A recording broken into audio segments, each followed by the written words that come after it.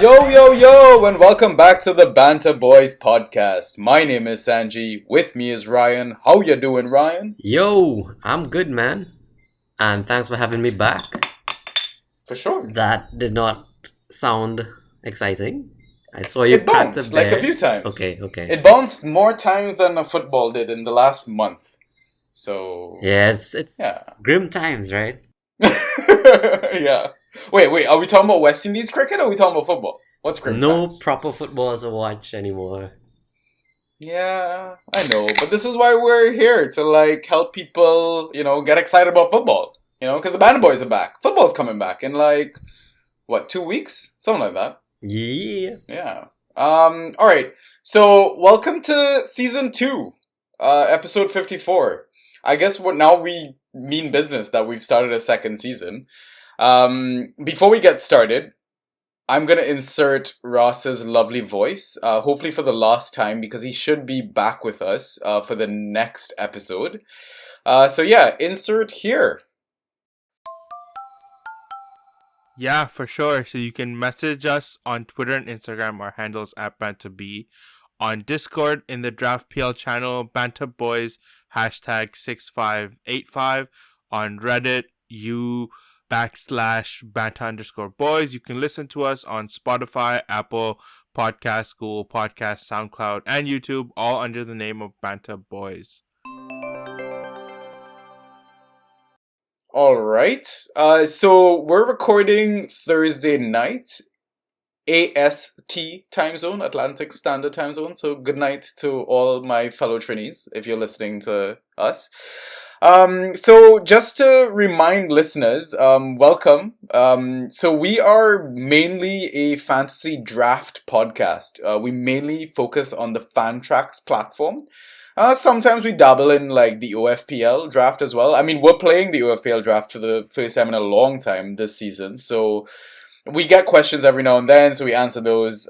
So yeah, just to give you an idea of what this episode is gonna be about though. In the first half, we're just gonna, banter, talk shit, catch up. It's been a while since we potted, maybe a couple of weeks. We'll discuss the promoted teams as well, in the first half. And second half, we're gonna discuss, average draft position, also known as ADP, in the drafting society.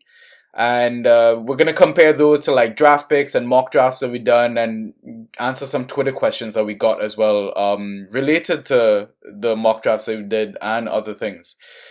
So, shall we get started? Let's do it. All right.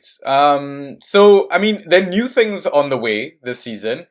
I'm definitely throwing in new sound effects. The pod's going to sound a bit better, in the next few episodes, upcoming episodes. I've ordered some equipment, so we're trying to do things quite classy here at the Banter Boys.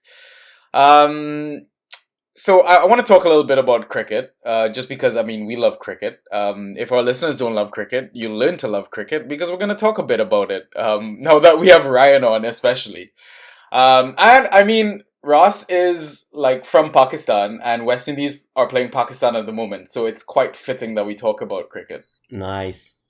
Unfortunately, that last game got rained out, but we were probably not going to win anyhow, so. Yeah, I'm a little disappointed that we didn't win the ODI series against Australia.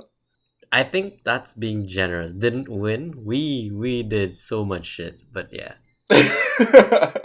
I guess the rain also kind of did us a favor in that T9 versus Pakistan. Yeah, that was not looking good. Yeah. Pollard got lucky and ended up saving the innings somewhat, but yeah, let's see how it goes against Pakistan. I'm glad though that the game got rained out, so it now forces a series winner for the last remaining T20s. Yep. So let's see how it goes. They're going to be playing in Guyana. So good luck to the West Indies. If any of the West Indies, obviously they are listening to the Banter Boys podcast, good luck, guys. So I want to do some shout outs as well.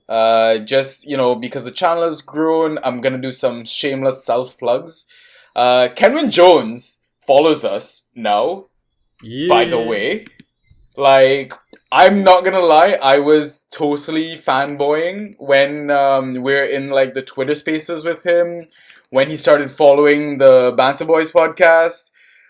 Yeah, Kenwin, if you're listening to our podcast, mate, I'm like totally fanboying, fangirling. You're freaking awesome, mate. And for listeners that don't know who Kenwin Jones is, famous Trinidadian striker, played for famous Premier League clubs like Southampton, Sheffield Wednesday, Stoke City, Sunderland, Cardiff City. He's had a stint at Bournemouth as well. Oh, what a legend! Yeah, so like what's the phrase they always ask?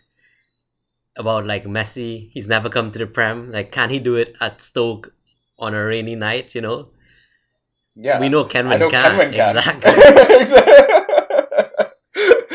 Oh yeah, it's really awesome to see the channel grow and athletes are starting to follow us. So thank you so much for that. Another shout out to, I want to say, quote unquote FPL influencer FPL Lynn. That's if she listens to the podcast. We're slowly growing, sort of thing. So thank you for following us. I hope you're able to like share the content and enjoy the content as well. Big shout out to our mock draft king in the community. I'm definitely gonna butcher the username. It's Chris Isle S at NY Isles LFC Real. Go find him in the community. It's easy to find him. The guy makes like 3 or 4 mock drafts every day, and he's committed to ensuring that the mock drafts run as smoothly as possible and people get their draft pick numbers. So go hit up this guy, follow him, engage with him, and he can help sort you out with all your mock draft needs before your season starts. Another shout out I want to do is for the Draft Society. These guys are basically like the Avengers of the draft community. We're more like the Teen Titans.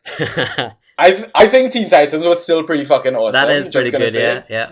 I'll take that. Yeah, right? Those guys are like serious about saving the world. We're just trying to fucking have fun and we're like kids. We don't know what the fuck we're doing, But go follow them, go sign up to their content, right? I think they charge like a small premium for like some of the quality content that they have out there. I think it's worth it. Go spend the money, go support those guys if anything, right? Because a lot of the content that even we're putting out, we're not charging anything for this. This is just out of the pure love of our hearts. Or maybe we're secretly trying to sabotage everyone, but... Well, that is also true. I was hoping to save that for mid-season, but yeah. Let's mention that now. And final shout out goes out to the FPL Draft Boys out in Australia. We're supposed to do some collab work with them. We're hoping to do some Twitter spaces and some mock drafts for the OFPL season, like the OFPL drafts and stuff, to help out that community. And I think those guys kind of are in a bit of a lockdown still out in Sydney. They messaged me earlier tonight saying how they've been struggling to meet up and stuff.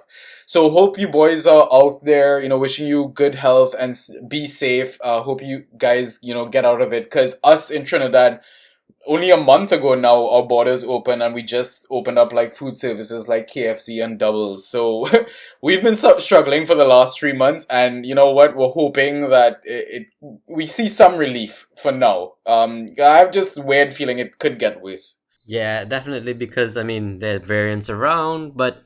Like you said, everyone stay safe. So, we could start discussing the promoted teams, or I've got like a bunch of things written down in the sheet that I kind of just want to mention. Not necessarily that we're going to go in depth into. So, which one do you want? Promoted or do you want biz? Let's do promoted. I know nothing about them, so you can educate me. Perfect. I know nothing as well because I was updating the sheets just now. Nice. Ay, ay, ay, ay, ay. Fantasy with the Banta Boys. So guys, if you want all your promoted information, I'm gonna give more shoutouts now. Go follow FPL Wire. Those guys did a promoted preseason pod. Quality content with FPL Irons. He came, 9th in Fantasy Gaffer Championship Fantasy or something like that. So he was their guest. So he had a good bit of content, good bit of insight into championship players and how he thinks the promoted teams are going to perform. So go look at that. We've been retweeting some threads as well about the promoted teams. If it's unclear, DM us. We'll forward you or direct you to the accounts that we think you should engage with one-on-one or like you should be following, etc., right? So if we shit the bed, don't worry. The Avengers and everyone else are out there to save you. Sweet. Okay, so I think let's start with Norwich.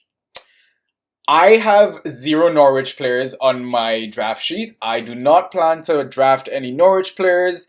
Norwich are getting relegated. The end. Shall we move on? No.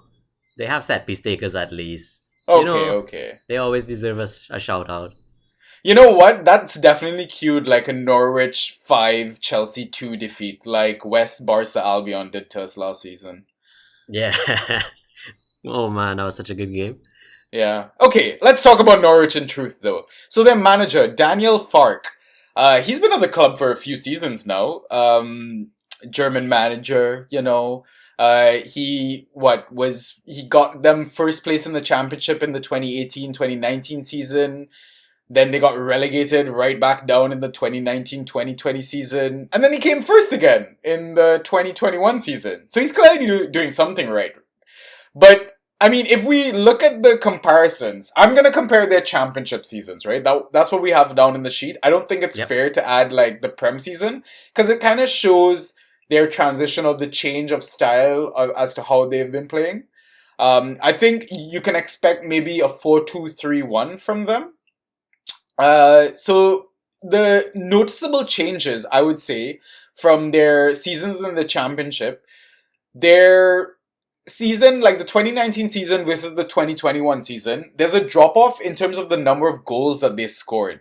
So they seem to have become a more defensively sound team, or a team that holds the ball a bit more, because their possession increased as well between the seasons from like 55 to 58%. Their passing increased from like 79 to 82%. I mean, they won fewer areas and took the same amount of shots. But yeah, that drop off in goals from 93 to 75. How do you feel as a manager considering, attacking assets from Norwich? Yeah, so I think already Norwich was such a concentrated team where Wendia, Pookie, and maybe one or two others kind of come into play, where like maybe Cantwell pops in with a few contributions, but their goals and assists really came from those core players anyhow. So if the goal tally drops, those players drop slightly, and then now we know that Wendy has left them. And Oliver Skip is still at Spurs, right? Doing preseason. He was a big part of what they did. Right, yeah. So in all, I'm kind of way lower down on Norwich now than I was before when Wendy was in the squad. Yeah. I mean, we've got some like metrics on some of the players. I'm gonna apologize in advance. It's a mixture of like who scored and FB ref. This is where we've been collecting our data. I think like if you go on the championship page for who scored, it kind of takes into account the matches that happened in the playoffs as well. So like Brentford was showing 84 goals scored, but they scored like 79 in the regular season. So like they scored 5 in the playoffs. Quick maths, right? So I mean we can kind of look at the data, right? One of the things that, like we said, got sticks out is Buendia not being there. He led the team for key passes, I want to say in the hundreds, right? 122 thereabouts. Yeah, he doubled the next best, right? Like exactly, right? The next best is their fullback, right? Not even a midfielder or a forward. And then he was second for shots. He registered third best interceptions and the highest number of tackles won for them as well. So that's a massive, massive player to take out from them, right? I think in the threads that we retweeted, there's a chance that like the likes of new boy, who is it that you shouted? Dowell, right? Yeah, Kieran Dowell, yeah. So Dowell is probably going to be the Buendia replacement for them because he had quite a bit of form towards the end of Norwich's season. Like, in the end, he registered 5 goals and 1 assist in only 1,000 minutes. That's solid returns. Not bad. Right? And I think you probably see Cantwell in the attacking midfield as well, right? McLean and Sorensen are rumored to play behind him as well. And, Pookie leads the line. Aaron's in the defense. Yeah. So I mean, from attacking perspective, I don't know if I'm gonna try and draft any Norwich players. Like, if you look at the XA from last season, expected assists, Buendia had the highest, right? And then Yep. second on that list is, I think, Cantwell, Yeah. right? And then Max Aaron's is the third on that list, who had the second highest number of key passes for them. So I don't know if I want anyone from Norwich, mate. Yeah. I'm good to pass. Move on to the next one. These are not the droids you're looking for. I mean, we could talk about if you want to pick up a defensive asset. If you think Norwich are not going to concede goals, then go for Hanley. Hanley led the team for interceptions, 83. Gibson is the other centre back, but he was fourth on the list, 45 interceptions, right? Yeah, I don't know. Maybe you want to go for Aaron's, right? If you, again, think they're not going to concede a lot, he'll get you key passes. But from what I remember owning Aaron's as an asset, he'll probably get you 8 to 10 points in one game, but then get you -2 to -4 the next game. So if you're okay with that, then by all means, fucking have at me. Not my cup of tea, though. Shall we move on? Yep, let's do it. Alright, let's focus on... I think let's go to Watford next. I kind of want to leave Brentford for last, because I love Brentford. Cool. I'm learning, so yeah, you take it away. Okay, cool. So we're looking at Watford. They've got a new manager. His name is Cisco, I want to say, is how it's pronounced, probably. Maybe I butchered that. We'll learn throughout the season. Don't worry, guys. We're going to learn a bunch of new names this season. But he came in I want to say halfway through the season, not really. Holy shit. Sorry. What's up? It is... What? The Gold Cup game just kicked off with Mexico and Canada. And Mexico are already 2 goals up. It's only 3 minutes in. That can't be right. What? What?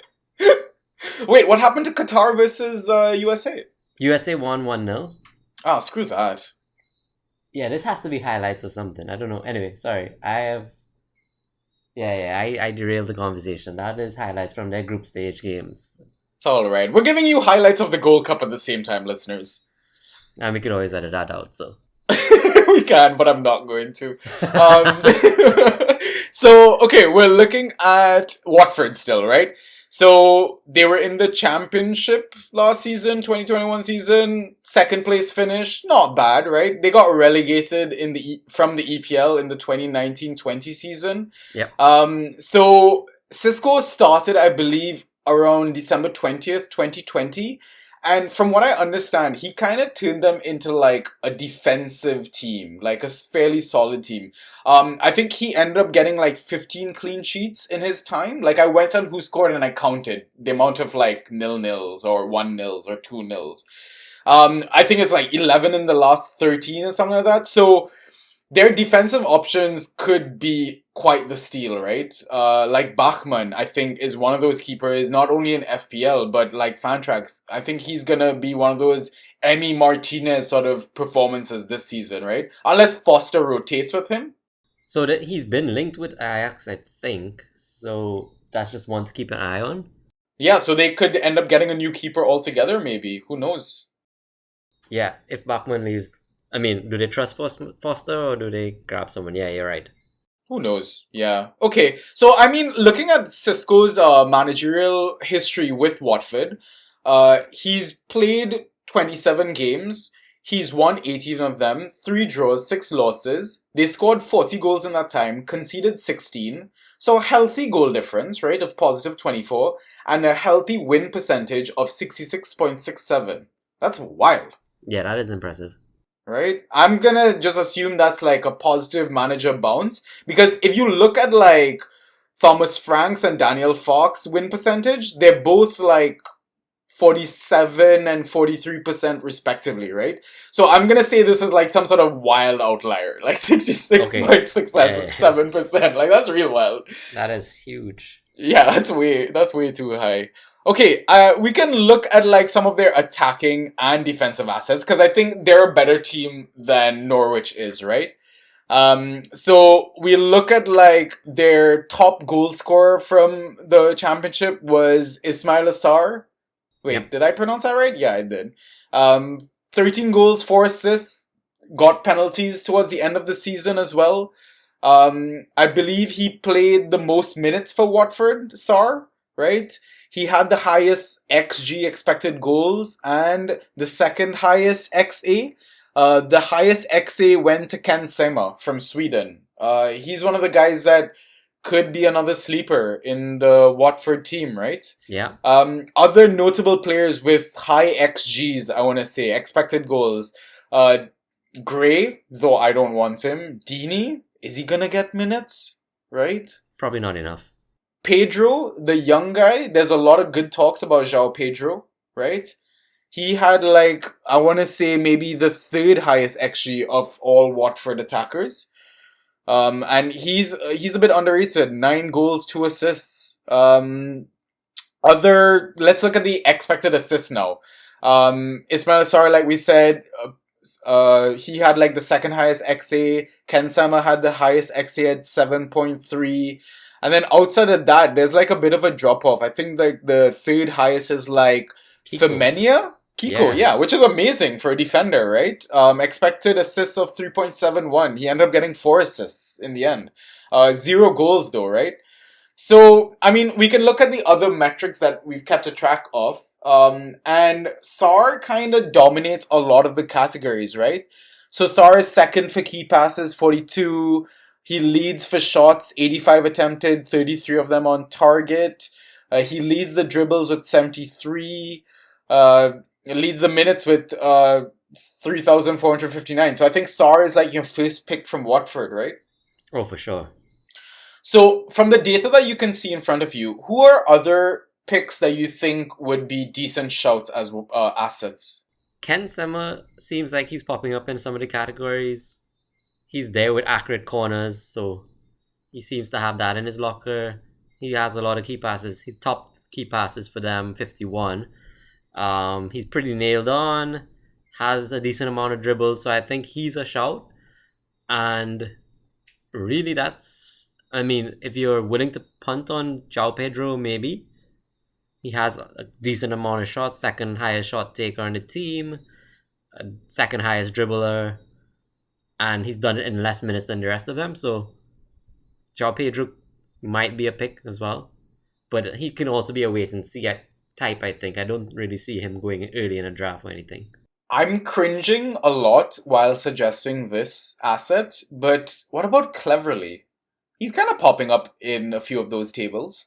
Third for key passes, third for shots. So I know he's on a lot of set pieces for them too, which definitely helps any Fantrax asset. I don't know, man. The last time I saw Cleverly has been ages ago, but he just wasn't, that he wasn't of that quality. The last thing I remember Cleverly doing in the Prem was scoring a fluke goal. I don't know if you remember that moment. No, I don't. It was a cross and it just went into the back of the net and still celebrated it. Yeah. Okay. But yeah, other than that, from what I hear, their centre backs and stuff kind of pick up yellow cards every now and then, especially the guy Sierra Alta. He's tall as hell from what I hear, but is yellow card happy. So I would probably go Kiko if you want one of the defenders, or maybe keep an eye on Danny Rose. He could end up being the other fullback if Messina doesn't play, right? I know Messina had some decent ghost points at times when he was in the league last time, right? But yeah, Danny Rose is one of those proven players, right? So you never know. Sweet. Okay. Anything else that kind of jumps out to you from Watford, or do you think we can move on? I think we can move on. All right. Yeah. So now, save the best for last. Brentford. So in my data, I did not include Dalsgaard because I believe he went back to the Danish league or something like that. Okay. And he popped up in a lot of the categories. So some of the data in terms of position of players and stuff might be slightly skewed. And again, listeners, if you want a lot of the graphics that we're kind of referencing, let us know, and we don't mind adding it to the thread for the podcast so you can follow while you're listening to the podcast. Yeah, just DM us or whatever, and we can organize that. But yeah, so I didn't include Dalsgaard. But back to Brentford, their manager, Thomas Frank. He apparently won Danish Manager of the Year, I think, last season or something like that for helping them get promoted. He's been at the club for a few seasons now, right? He's played 146 games, 70 wins, 35 draws, 41 losses, win percentage of 47.9. So looking at their back-to-back seasons in the championship, they, funny enough, finished third place in both of the seasons, right? Yep. Scored the most goals in both of the seasons as well. But they had a playoff final loss versus Fulham in the 2019-20 season. That's when Fulham came up. Joe Bryan fooled everyone as early draft assets. Right. The fucker did nothing all regular season. Thank God Fulham went back down. I'm sorry, Fulham fans. I love you still. And then last season, Brentford finally won their fucking playoff final, right? Against Swansea. 2-0 win. So if you want to compare those back-to-back championship seasons, they scored 80 goals and 79 goals, right? And we're talking about 2019 into 2021 sort of thing, right? So earlier and then later, right? So at first they scored 80 goals, then they scored 79 goals. If you want to look at changes in terms of shots per game, possession per game, and passing percentage, there was slight drop-offs in all of them, right? But there was an increase in the number of aerials won. So I'm not sure what that really says about the team. The fact that they're still managing to put up the same number of goals even though they're not playing with the football as much, I want to say. So they're still lethal. Yep. So let's start looking at the data now. Ryan, who are the first few players that kind of jump out to you? I mean, we know Tony broke the record for season and championship, right? Most goals. 33 is a haul, and then actually getting a double-digit assist total with 10 assists alongside that. Yeah. Ivan Toney could really go off and be a solid pick in any draft format, really.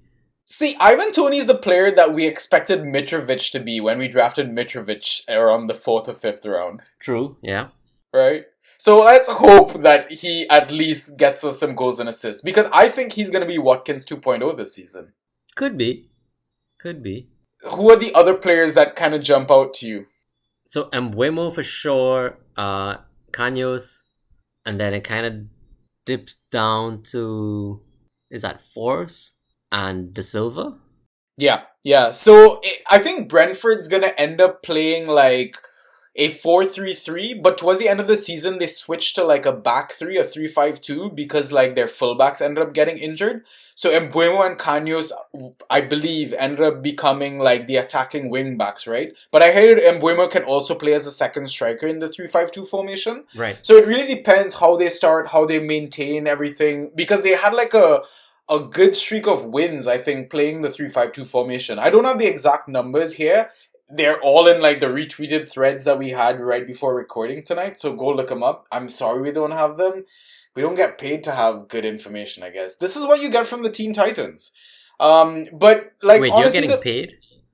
Yeah, in like Monopoly money. Gotcha. No, but if we do want to focus on like the attacking options, like I think Mbeumo, people are gonna sleep on Mbeumo. I think he's gonna do well. Maybe not as good as Harrison did for his debut season last season, but I think I'm expecting something similar, right?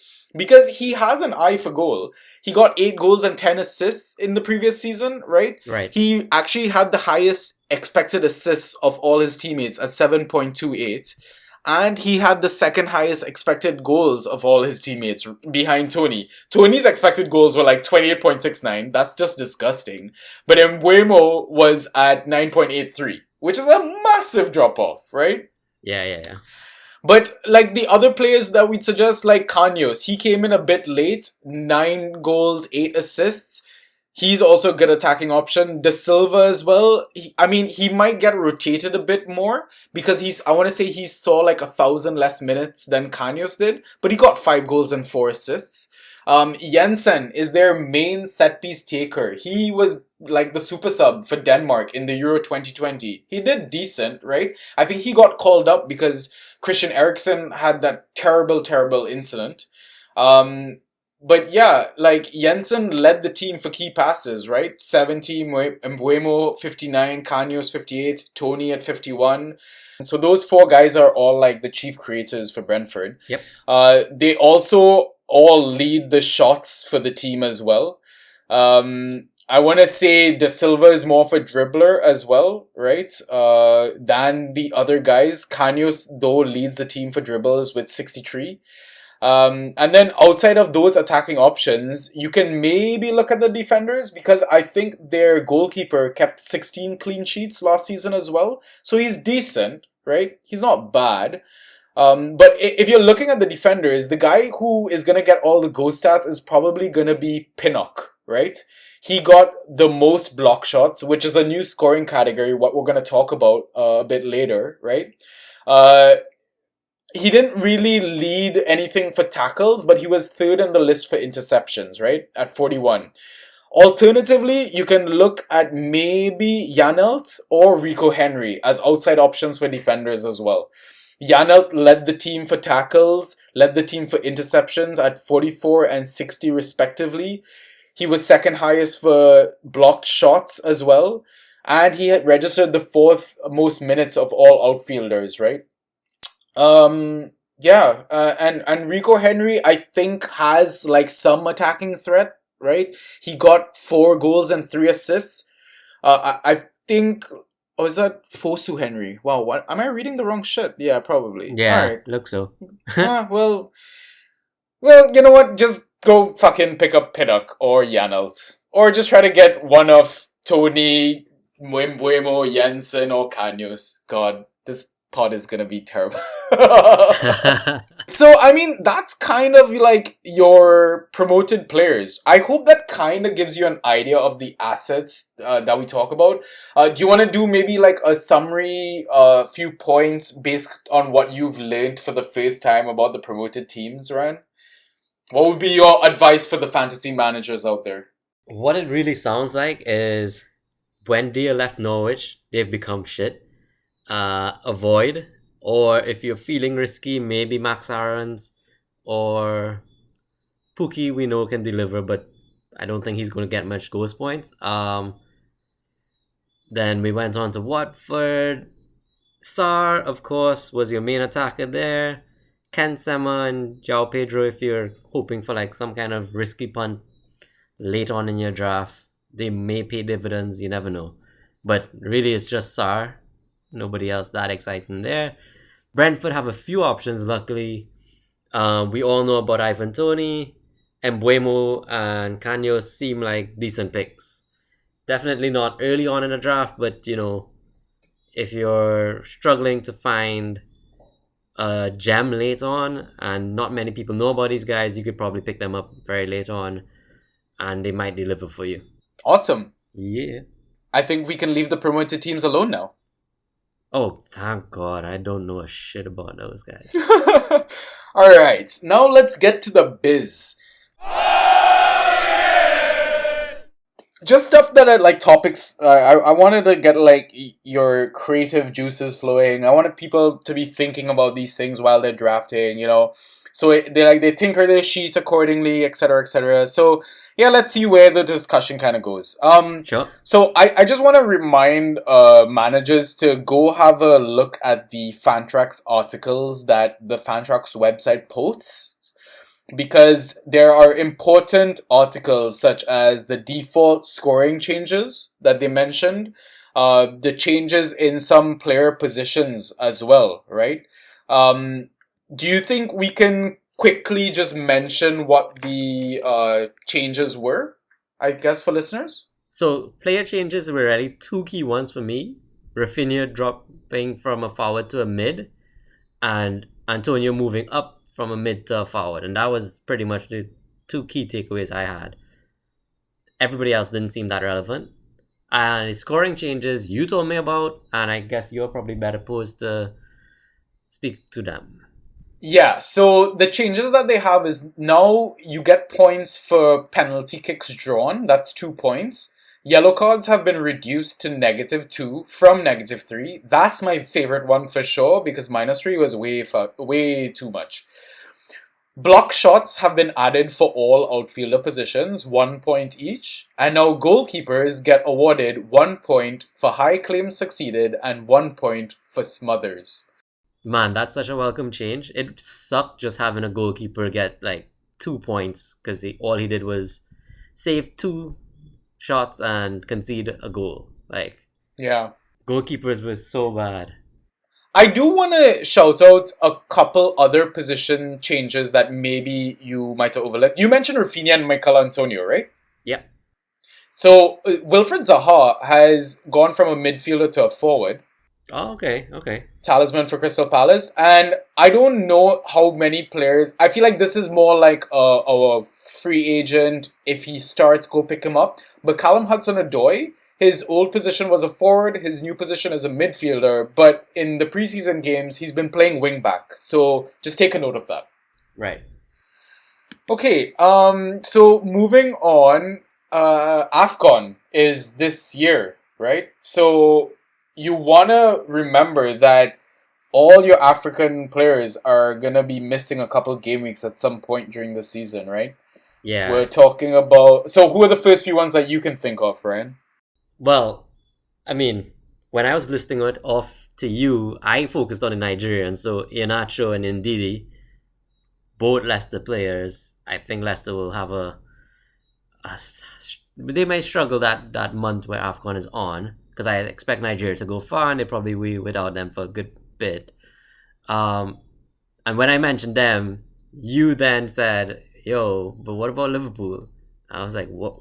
Yeah, you're right. Yeah, so I'm looking at the full list right now. I think I just randomly did a Google search. It's on an express.co.uk article. So I'm just going to run through them, like the important names or whatever. So for Arsenal, they're not going to have Aubameyang. They're not going to have El Neni or Nicolas Pepe. Okay. For Aston Villa, they won't have El Mohammadi, Nakamba, or Trezeguet. Yep. What the hell article is this? Why is it showing Bournemouth on this list? It's probably an old one. That can't be right.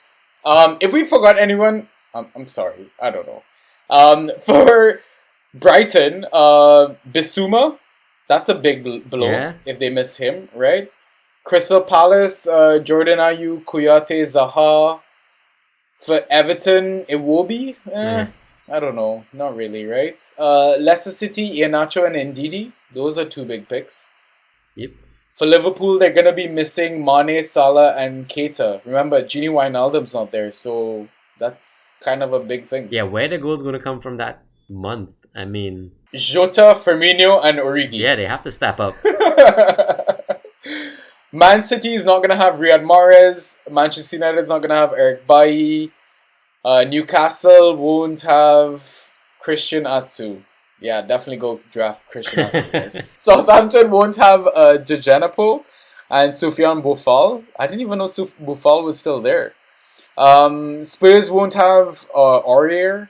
Watford won't have Ismail Assar. West Ham won't have Masuaku. Why is Romain Saiss under West Ham on this article? Give me sport. Fix your article. You are drunk. But yeah, that kind of gives you a good idea of the players that are not going to be there. We probably didn't mention like all of the remaining like championship sides, but I mean, yeah, just think of those when you're doing your early draft picks, right? I mean, I'm still going to draft Mane Salah in the first round, right? Oh, yeah. But I think that maybe affects my Mahrez pick slightly. Just slightly. It definitely affects my like Aubameyang pick. From like never to absolutely never. Correct, yeah. Okay, basically. yeah. That sounds about right. So yeah, let's now talk about the fact of you should definitely have IR spots in your league because COVID is still fucking shit up. Yeah. United had to call off a preseason game. I think Norwich had to call off a few. It's still rampant. Yeah, it really is. So, you know what? Just recommend to your leagues. Let's have an IR spot, guys. Shit's gonna be wild. Yeah, that injury reserve spot helped us greatly last season, and yeah, I agree. Definitely, definitely. So another hot talking point was the offside rule change that recently happened. Yeah, so they're gonna be less strict when drawing those lines, and they're gonna give the attacker, I guess, a bit of a margin to work with. So it's not gonna have those close calls on offside goals anymore. So like I'm remembering distinctly that goal from Bamford where he was pointing and they ruled him offside because his arm was slightly off. Like that goal would have Yeah, that was some so bullshit. that goal would stand in a season like the season we're going into. So I think overall goal tally should go up across the board for the Prem. Hopefully at least.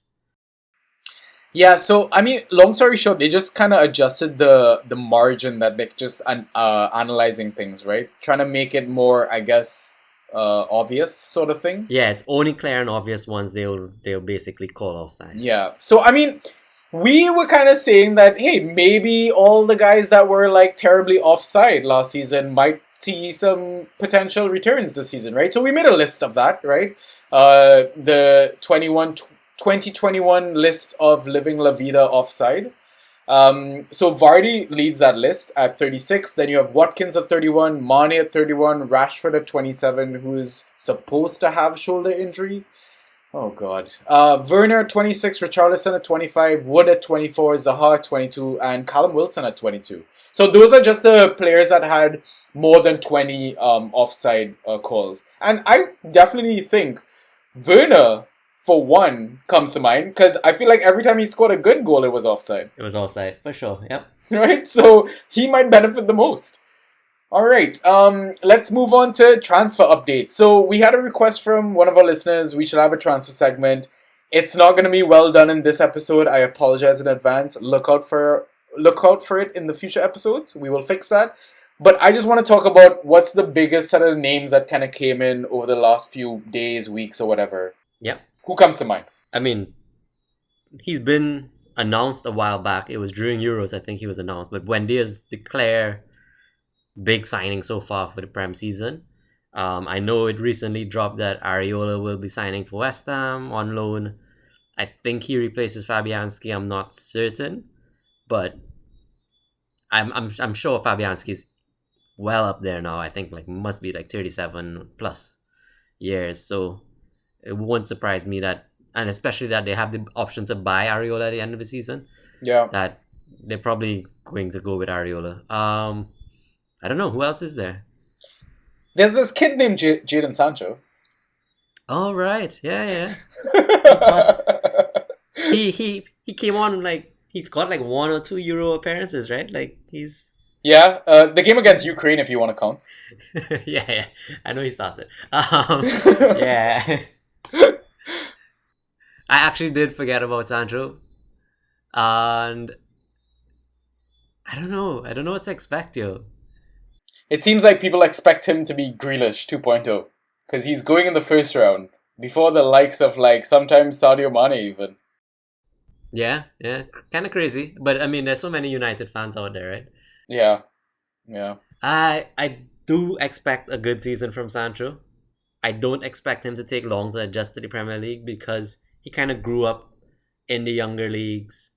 He's played with a lot of these guys. He just had his whole Euro session with alongside Maguire, alongside Stones, alongside more physical players like Calvin. I mean, and if you're playing against them in training, you should not have too much of an adjustment period to just adjust from Bundesliga to Prem. That's at least where my head is at. So I'm hoping he hits the ground running, unlike like Timo, who had needed a few games to get going. I don't know, bad example because he probably never really got going. But Hey. yeah, I think Sancho could really just smash it from the get go. I'm worried a bit about the United lineup on a whole though. So like Cavani seems like this the only option up top, especially if Rashford does go through with his shoulder surgery. Then Shaw seems like a slight doubt to start the season, maybe. So I don't know. Interesting. Yeah, there's still some like moves going along. Like expect Chelsea to sign a striker. I think like if you're like a late pick in your draft and you're drafting early, you could see like massive rewards for the first waiver wire window. So yeah, I mean in terms of like big Maverick picks, like if we expect Harry Kane to go to Man City, then he becomes like a top 3 pick, right? Oh yeah. Yeah, so yeah, I mean we'll talk about transfers as and when they come, like the big ones. I don't think we're gonna cover like every small club, etc. So yeah. Yep. Okay, another thing, be wary of rotation picks. So like your Dohertys and your Aureas, your Chilwell and Alonsos, your Tellers and your Shaws. Just have an idea of, if you are worried about rotation of a certain fullback or midfield or forward, at least you're getting the other asset to ensure that you have that spot nailed in that starting squad for like any club, right? I'll give you another good example, like Adama Traore and Trincao, right? If you have doubts about Adama playing every game, go and try and get Trincao, right? So just be wary of like rotation. Great advice. Before we wrap up the first half as well, just trends and data sets to kind of think of, right? It's stuff that we kind of analyze in our own spare time and we kind of discuss. And maybe we can, again, put out the data and we can talk about it in the community. And I mean, apologies. I don't really text a lot in the Twitter community in terms of like communicate back and forth. I think Ryo, you've done more of that than I have. I kind of just post shit and look at people go ham on the feedback because I'm just worried I'm going to say something stupid.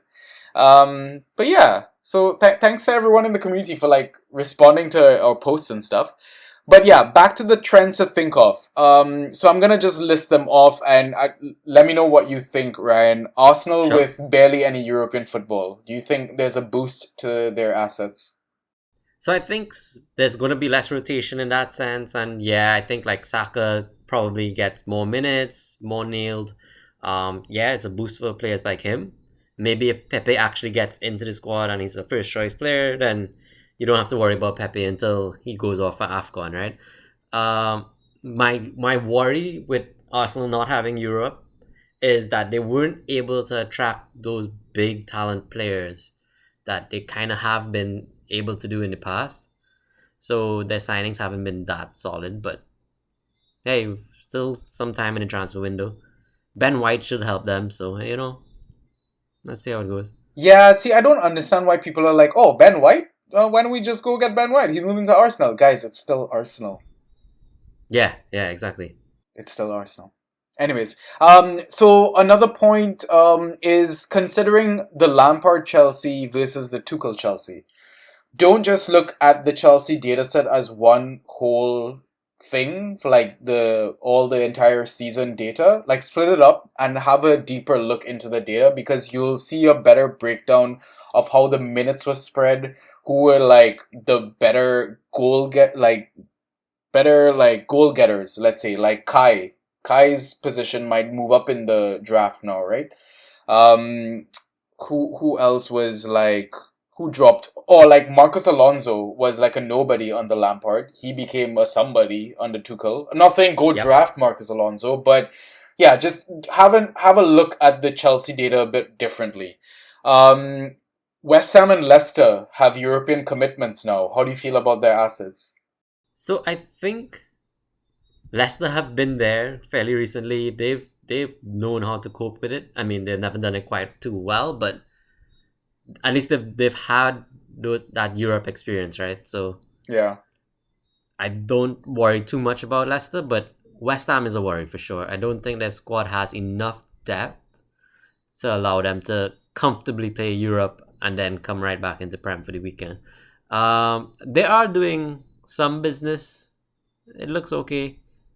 And I know they still have some fringe players like Yarmolenko who had a great Euros. So maybe those guys get, European minutes, but I would start to worry about West Ham after they've been in Europe for a couple of games. Then player fatigue might definitely set in. Yeah, that's a good point. All right, what about if Harry Kane goes to Manchester City? Is Heung-min's son now going to smash it? I don't know. I find that one very hard to call because Kane was so pivotal to their goal scoring last season that yes, Son will probably get penalties. Yes, he becomes now the focal point. But then, does their attack on a whole suffer? It's hard to see it's hard to tell if the pros outweigh the cons or if the cons outweigh the pros. And I think he might remain about even where he was last season in terms of performance, right? Yeah. So now that Virgil van Dijk is back, where do you think he falls in terms of which round would you draft Virgil van Dijk? Because now there's a boost to almost all the Liverpool assets. Yeah. So I think they'll be more solid at back. Hopefully that helps them get more clean sheets because last season you couldn't rely on them too much for clean sheets. VVD has always been a beast in the air. And with the inclusion of block shots now, he probably even does better than his best season, right? Yeah. So, I don't know. It's hard to say you would definitely draft him ahead of Robertson. So probably not ahead of Robertson, but I could see VVD going in like a 6th round. Like, would you rather go for VVD or Maguire? That's a tough one. I think VVD. Maguire's a yellow card magnet. Similar sort of rounds, though. Similar sort of rounds, yeah, exactly. Yeah. Okay, cool. So another thing that you pointed out to me was Leicester with James Justin and Leicester without James Justin. They didn't keep that many clean sheets without him. Yeah, so I mean, that was more of just... I just remember them not doing so well without Justin, and I do remember then the defense was rotating a lot. And then I think you dug into the stats and saw that they only kept 2 clean sheets out of their 15 games without Justin, which was kind of eye-opening. Yeah. And kind of shocking. So, yeah. I know a lot of people are keen on Fofana. I mean, that's speaking regular FPL because he's only 4.5 million, but I'm still seeing him going pretty early in Fantrax. And I'm semi-worried. Yeah. What about Rafinha at Leeds? Where do you think people should be drafting him? Rafinha started the season a bit later than some of the other assets, but he ended up there, right? For the top, like, I want to say top 10, top 20 players, maybe sort of thing. But interestingly enough, when I looked at like the Thomas Tuchel dates or whatever, like I looked at the data from when Thomas Tuchel came in for all the clubs, and Rafinha was pretty much overall number 1 player. Yeah, so for me, Rafinha is a definite 1st round pick, and yeah, I mean we'll discuss it later when we talked about the Twitter questions, right? For sure. Man, we're hitting the hour mark, but let's try to get through this as quickly as possible. Watkins and how the rest of the team performs. You might want to consider how they did with and without Grealish, right? So luckily, Ollie still was a good pick without Grealish. And if Grealish does end up leaving the club, they at least replaced him with Buendia, who... different player, different style of player, but should keep the creativity there. Yeah. So I'm still pretty keen on Ollie. Yeah. And so I brought this up yesterday with you. We still don't know who has penalties at Aston Villa. I mean, El Ghazi is rumored to leave. El Ghazi probably wasn't even going to start anyhow. So who gets those pens? I hope Watkins does. Yeah, so if he does, his value goes up a bit again, right? So yeah. Cool. And final thing in terms of trends is just be a bit cautious about the assets from Spurs, Everton, Wolves, and Palace. They have new managers. We don't know how they're going to play, how they're going to rotate, how they're going to sub. So don't just assume that just because these assets were beasts before that they're going to remain beasts. Like, I think there's a couple of safe assets from these clubs that, you assume will still perform, like Luka Dean, like Heung-min Son, like Adama Traore, like Wilfred Zaha, right? Right. But all the other guys, maybe be a bit more cautious with them. Yep, agreed. And final thing before we wrap up this half is something that I was like trying to pick your brain about, right? Something a bit mathematical, right? Was coming up with a mathematical formula for determining what your numbered picks would be in a draft depending on the size of your league? I know this is going to get super nerdy, but do you want to break it down quickly before we wrap up this half? Sure. So I know you asked me the question and then I kind of just went off into my math zone. But I guess if you let N be your league size, so if you have 10 players, N equals 10. And then it kind of depends on which round you're in. So every odd numbered round, you're going to apply... Hold on, let me just look up that formula. Because I did think of it on the fly, but like... So let's say it's your round is now round number, so I'll just call it that R. Yeah. So for every odd number round, R minus 1 times N plus your starting pick position should give you all the where your picks will lie for those odd number rounds. Yeah. And for even number rounds, R times N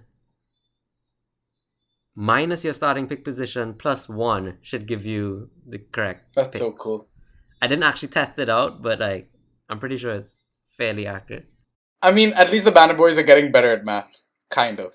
Okay, I think now is the perfect time for us to take our halftime pints, right? Yeah, there's no math to be done after the halftime pint. Fuck that. See you after the break.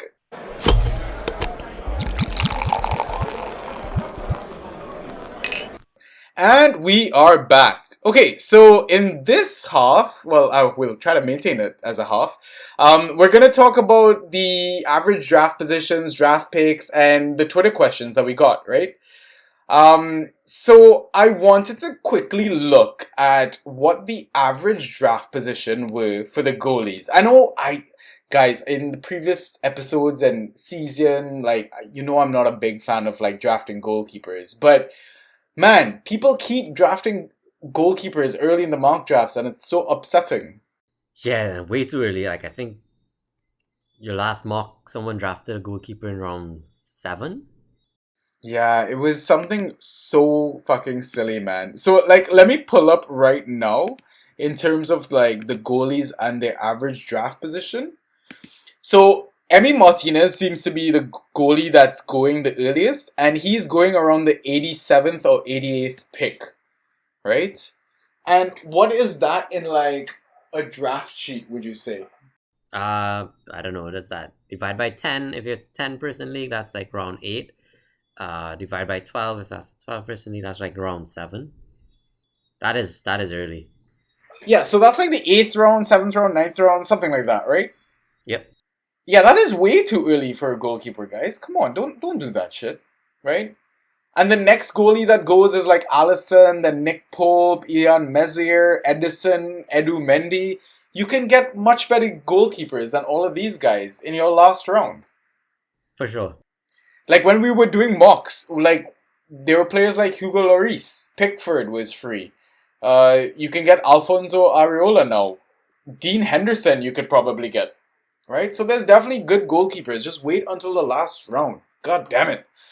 I mean, we could talk about like the players whose average draft positions are either too high or too low, but I think you'll hear a bit of that throughout the preseason content. Right. So let's just jump into like the draft leagues and that sort of breakdown and all sort of shit that I have written down.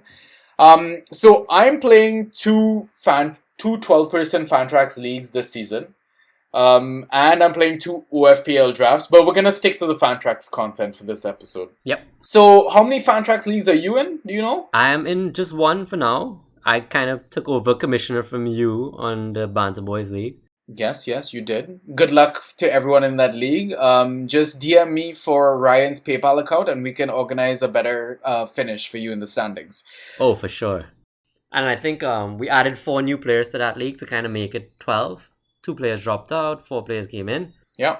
So it should be a good season, competitive, hopefully. Yeah, it's unfortunate you don't know your pick numbers and stuff until like the draft happens. But I do for both of my draft leagues. And I'm playing for money for the first time ever this season. So it's going to be a very interesting experience having 12 fully committed managers in a league. Yeah. So the one league, I have a draft pick of pick 7. And that's like a normal live drafting league. But then the second league that I'm in, I have a draft pick number of 11. And that is actually a slow draft that is going to happen over days and days. I think we get like 8 hours per pick, and then we got to like tag the person whose person is next, like to go draft. And I'm kind of glad that that one's a slow draft, because drafting late this season is a pain in the ass. Yeah, true. It actually did not look too good when you did your mocks. Not at all. Not at all. So I mean, we like just started doing mocks over the last few days, I want to say. And like, I want to say my drafting sheet is slowly improving, because like, I've started to like dissect the data a bit, and I've shown you a bit of this, right? We created like this weighted ranks. It's basically a dumbed down version of like the average between the ghost ranks and the overall ranks. And when we say ghost ranks, we're looking at like ranking by total ghost points, right? You're taking out your assists, you're taking out goals, you're taking out clean sheets for all the 3 positions, or 4 positions, right? But we didn't really fucking look at goalkeepers. So 3 positions for the outfielders. And we kind of arranged the players according to that, right? And we also wanted to look as well at like, you know, the top 20 or the top 40 players, by position or by club, like over the last 3 seasons, just to give an idea to people how they should probably be drafting their first few picks. So like, what kind of stands out for you from this image so far over the last 3 seasons? I mean, it looks like forwards and mids, mainly forwards, are the way to go, right? They somehow scored more points than anybody else. Because, I mean, if you look at like the top 20, top 40 breakdown, right? For last season, the top 20 players, there were 11 forwards, 8 midfielders, and 1 defender. Guess who the defender was? T-Bay. There you go. And yeah, like Ryan was saying, in terms of when you're looking at like the top 40, again, it's mostly dominated, at least half of them are forwards, and then it's a combination of midfielders and defenders, almost a bit even with midfielders and defenders. Yeah. And I felt like while doing mock drafts as well recently, there are slim pickings for quality midfielders this season. Oh, I definitely agree there. And another thing that kind of jumped out to us while we were looking at like the data is we were comparing like the total points rank versus the ghost rank. You know, like players that you think are awesome, like Raheem Sterling, even though his total points rank was 34 overall, and again, this is just outfielders, his ghost total points rank was 66th. Yeah, he really either hits or misses, right? He can have those like 20-something point games easily, or he can have a game where he just scores 1 point, 2 points. Yeah. You just don't know what to expect. Whereas if you get like a Mount, he's going to get those key passes every game, ticking along very nicely. You could rely on a consistent set of points from him. Yeah, for sure. Okay, well, that kind of went by really quickly. Should we just jump right into the Twitter questions then? Let's do it. Do you want to read them out first? Sure. So this one is from Robbie P. So it's at a team of Karas. Yeah, it's basically a team of Carragers. Gotcha. Okay. So he said he's looking forward to this pod. He wants to know who are the best sleepers for mid to late rounds, and who's your no way I would draft him that high kind of guys. He is also interested in our thoughts on the best defensive options from the promoted teams. Robbie P, thank you so much for your question. Looking forward to beating your ass in our upcoming league this season. But yeah, thank you so much for the question, mate. We can answer the first one, I guess. So the first one is he's asking about who's the best sleepers for mid to late rounds, right? So just to give you guys like definitions of what certain terms and stuff means, if you don't know what they are, you can find them on the draftsociety.com website. They've got a fantasy EPL glossary section with definitions for all these words. So a sleeper is defined as a player who you think is going under the radar and will therefore outperform his or her draft position. You never know, we might start playing fantasy with females. Yeah, for sure. Who do you think, like based on like the mock drafts you've seen me do, would be like some sleepers that you think? I think some set piece takers from the promoted temes could easily outdo where they've been picked. Like Karen Dowell comes to mind. I don't think he even has a draft position, or if he does, it's very late on. Let's see. And Mbeumo is another guy who could possibly easily outperform his average draft rank. There's no way Andreas Christensen should be going before Mbeumo. Oh yeah, no, for sure not. I don't even get why Christensen is that high up, to be fair. Yeah, people are just fucking around in the system. I think there are people that are more bad mind than us, yo. So, I don't know what other mid to late sleepers are there. I guess you really get into like Maybe Dele Alli? so Dele Alli is kind of going late. Yeah, that's true. And if Kane leaves, he should be more involved in everything Spurs do. I think you really can get like a risky pick who absolutely just smashes this season. So like a Jesse Lingard, who we don't actually expect to start for United, or at least if he only starts the first few games, it's until Rashford's back up and running or something like that, right? But what if he actually just plays a lot of minutes? Then he'll easily outperform his ADP. Who else is another one like that? Andros Townsend, yeah. I think is also with a shout. Yeah, exactly. That kind of player. Maybe Ryan Ait-Nouri, you can get him late. Apparently he's been playing out of position in the most recent preseason games. Yeah. So the thing about those kinds of players though is you want to make sure you still have a core of solid players who will get minutes, because you don't want to rely on these guys who potentially might play no minutes for a good chunk of time, right? Yeah. Like Pablo Fornals, even though he gets goals and assists, he kind of gets rotated, right? Yeah. So you don't want to pick him up too early, but I think he's a player that you can get as late as like the 11th or 12th round, right? Exactly. Like you can get even like Nathan Redmond around that time. Yep.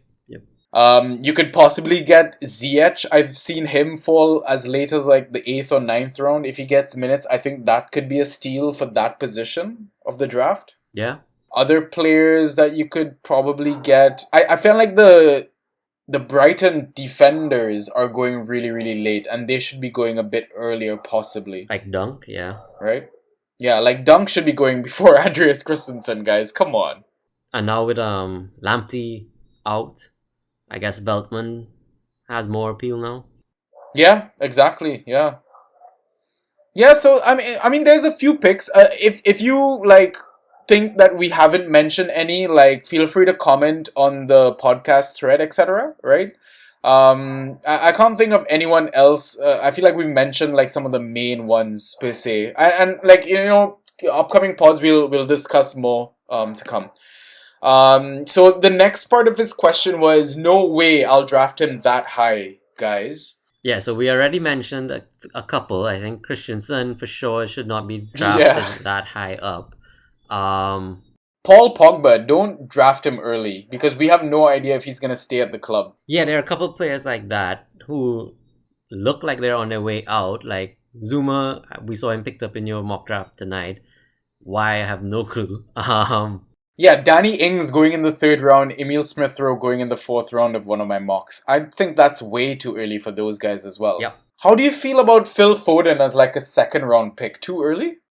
For me, it's too early. I don't think he's nailed enough to be picked that early, but I mean, he is Pep's golden boy. Maybe he gets more minutes.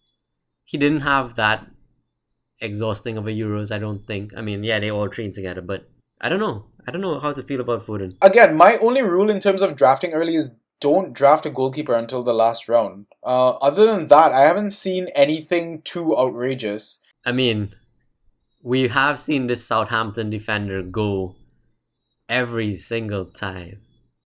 Yo, okay, listeners, who the fuck is Chapachet? I'm definitely butchering that name. Yeah. Chapchet. Oh yeah, that's not Chapchet. bad. Yeah, that's good. Yeah? Yeah, who is this Southampton defender that keeps going so high on like auto drafts and everyone's drafts? Like, who is this guy? Is this someone that we're like sleeping on? If so, can you please comment or DM us and let us know so we can explain to people on the next draft? I assume he has to be like a Ghost Point beast, right? Like aerials or something. Like, is Vestergaard still nailed? I don't even know what's going on anymore.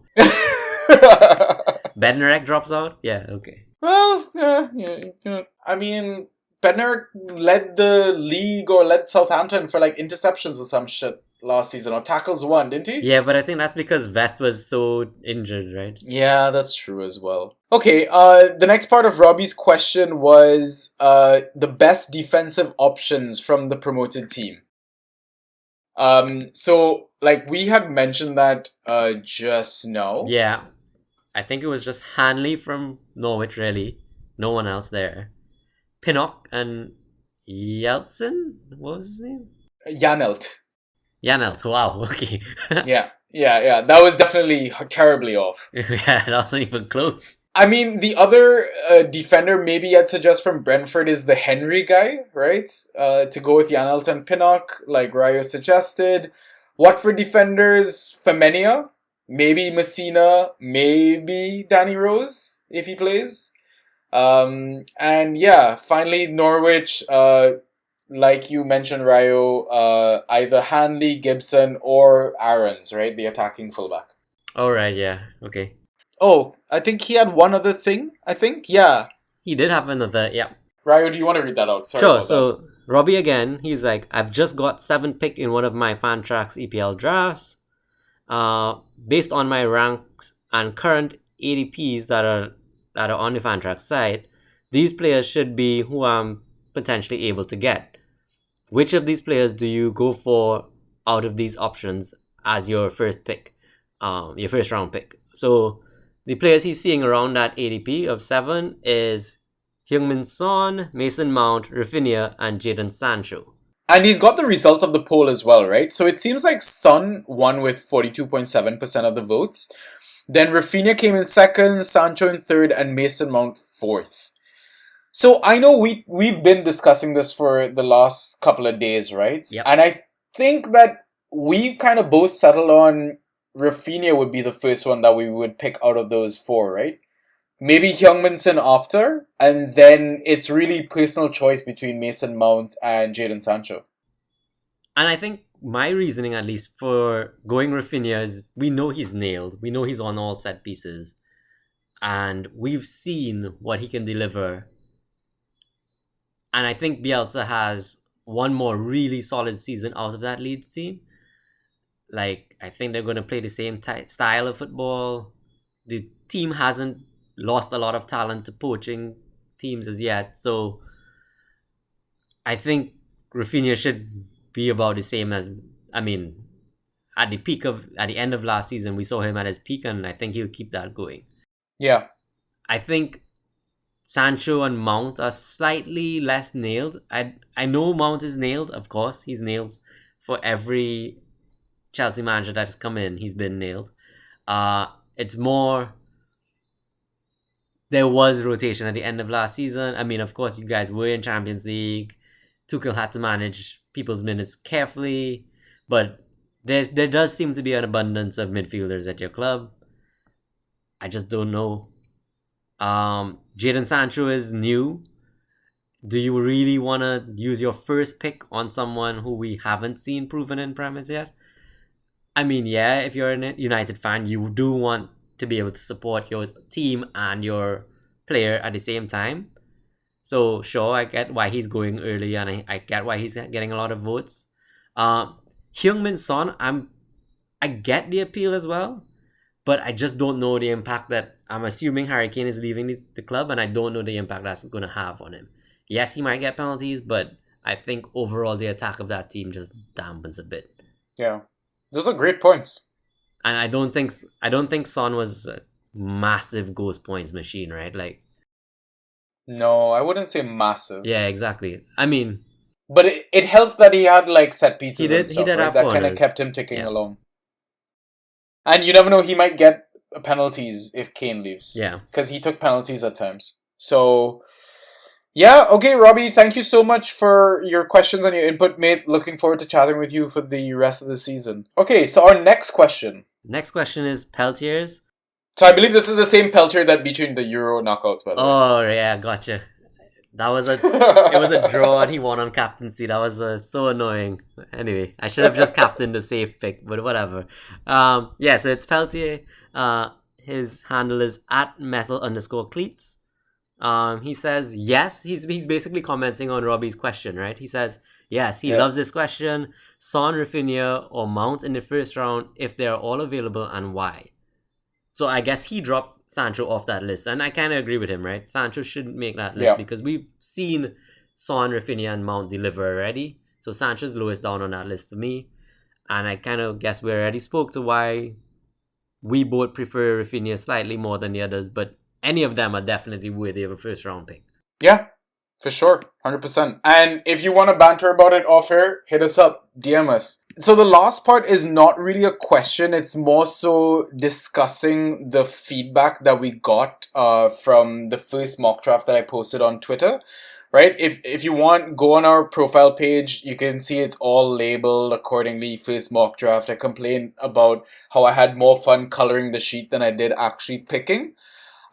So I had the 11th pick in this draft, and I just want to go.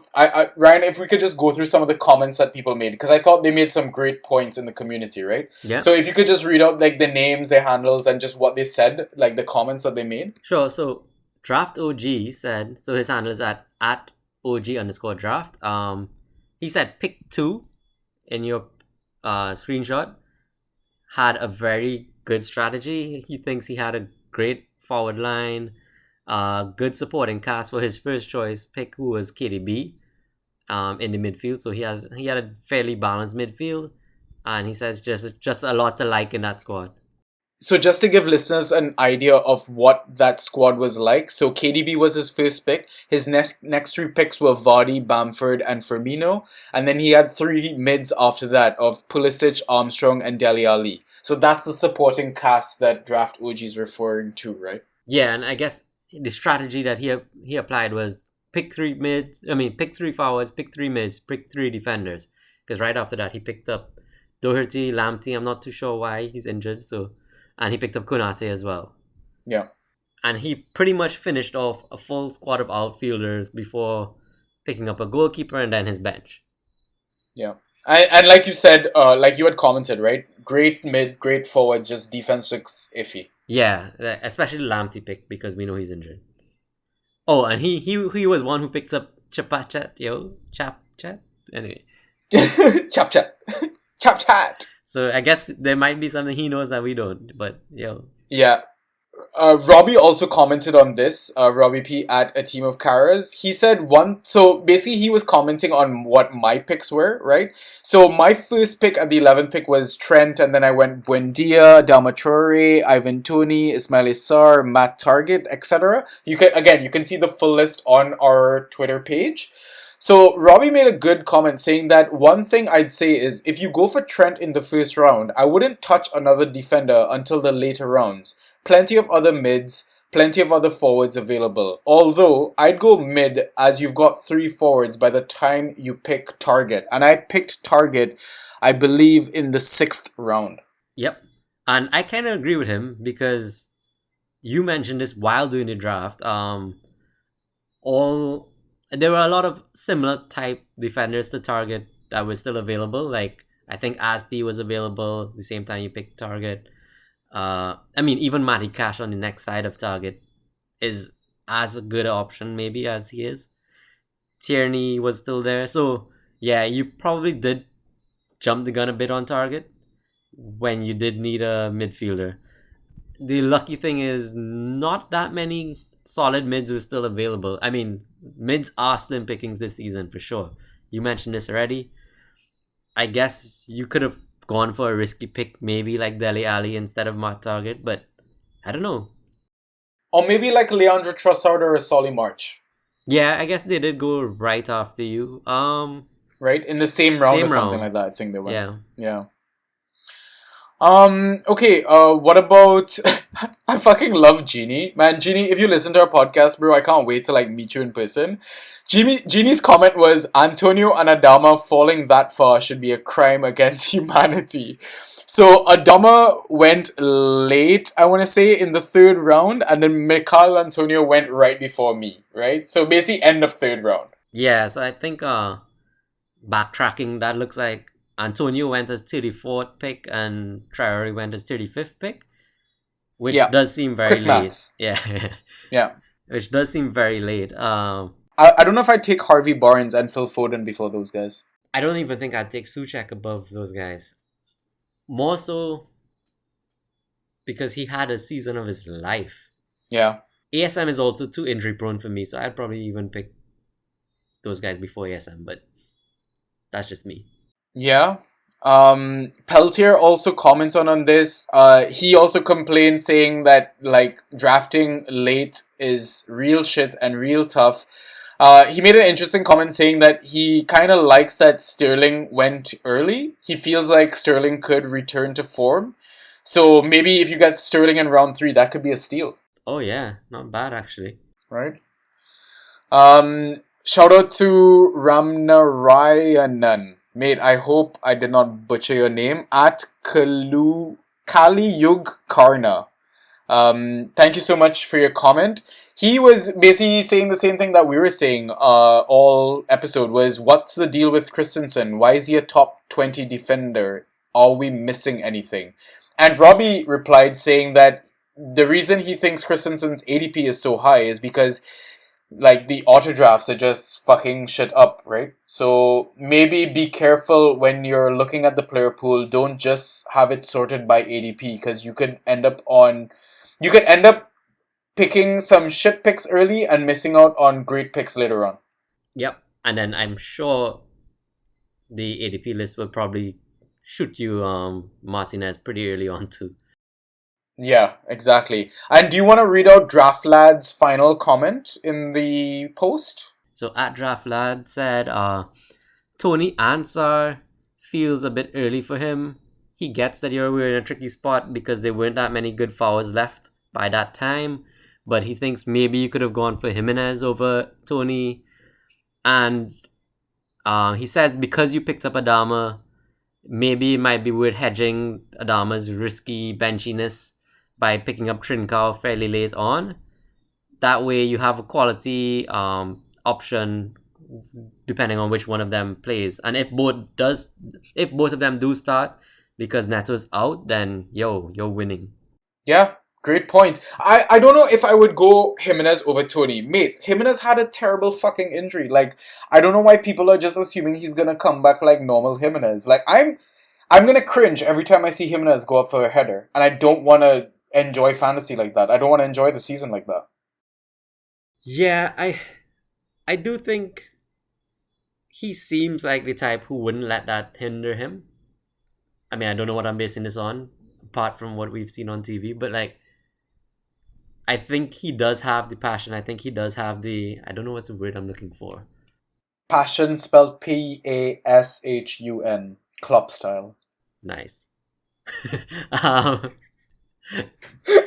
But yeah, I feel like he has the fortitude, the mentality, like he's not gonna let that stop him, right? Like we've seen a hungry Jimenez before, and I think he might not start off that way, but he will definitely get back to the speed. I mean, he has a really cool scar. I'll give him that. He does. But I'm just really scared for the guy, man. Oh yeah, for sure. I don't know. Like, there are players that I think it's because, like, the more seasons of draft you play, the more you learn, the more you realize, and the more experience that you have from pain as well, like, knowing which assets you expect are definitely going to disappoint you, right? So, like, there's players that I am, like, intentionally not putting on my draft sheet, right? Like I said, I don't have Pookie on my draft sheet. Like, why the fuck do I want to draft Pookie?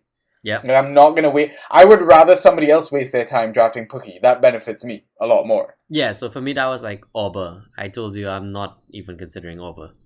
Yeah, like, I would love you so much, whoever is in my league, if you draft Auber. I will buy you a fucking mug calling you like a king or some shit. I don't know. I'll buy you a gift card. And watch, from for Amazon. sure, Oba's gonna win like Golden Boot this season. Now he's gonna like. I know, at only 10 million on FPL. Yep. Okay, let's not talk about FPL, guys. This is a Fantrax podcast. But, I mean, that's the end of the podcast. That's the end of what we kind of had to talk about, right? Oh, sweet. I don't know if there... I feel like we covered everything that we had written down on the sheet. Yep. The second half might have gone by a lot quicker than the first half, but we just got back. We're still, like, getting our feet wet, right? So we're set to be recording our next episode, I believe, on when?